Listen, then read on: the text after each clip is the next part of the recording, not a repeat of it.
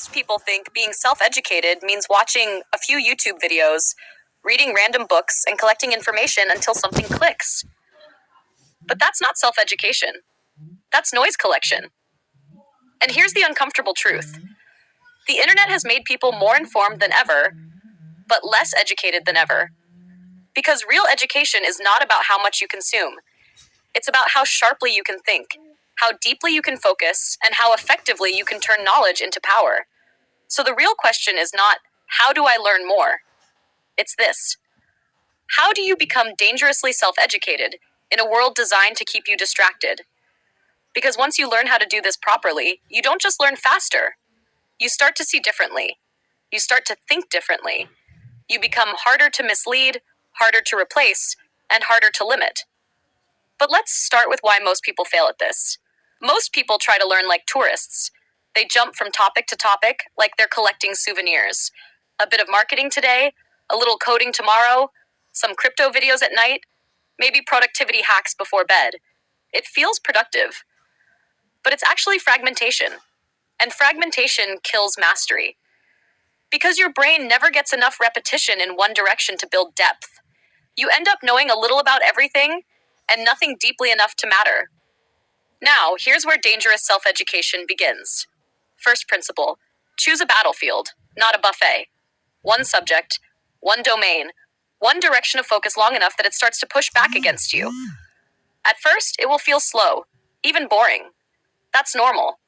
Most people quit here and call it lack of passion. But in reality, this is where real learning starts building weight. Because depth is not exciting at the beginning. It becomes powerful later. Second principle, stop consuming only simplified content. If all you ever read are summaries, tweets, and short explanations, your thinking will always stay shallow. You need friction. That means original sources. Books that don't simplify things for you. Papers. Manuals. Long-form ideas that force your brain to slow down and wrestle. This is where your thinking starts to sharpen. Not because the content is magical, but because it resists you. And resistance is what builds intelligence. Third principle, document your thinking, not just your reading.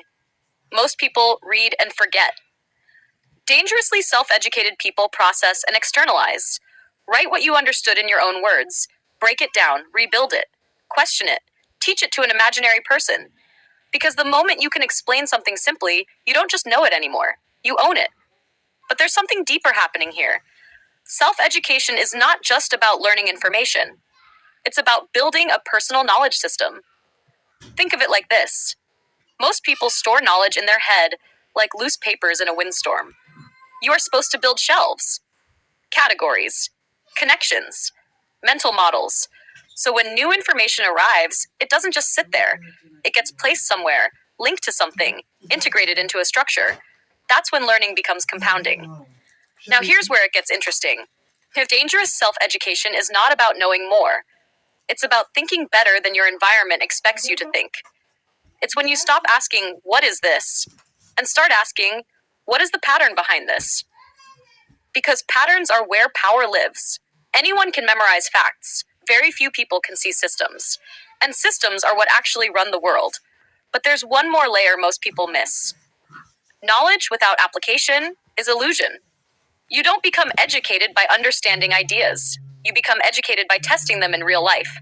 Try things, build things, break things, adjust. Even small experiments matter.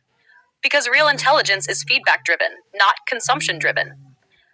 Now let's bring it together. To become dangerously self-educated, you need 4 shifts. You stop scattering your attention. You go deep into one domain until it starts to reshape how you think. You move from easy content to difficult sources. You document everything until your mind becomes a system, not a storage room. And finally, you turn knowledge into action until it becomes experience. Now here's the part nobody tells you. This path will make you feel alone at times, because your thinking will start to separate from people who are only consuming, not building. But that's not a problem. That's a signal.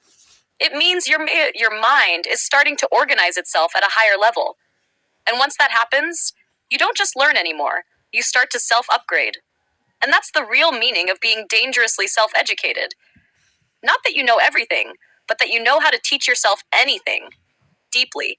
independently, and without permission.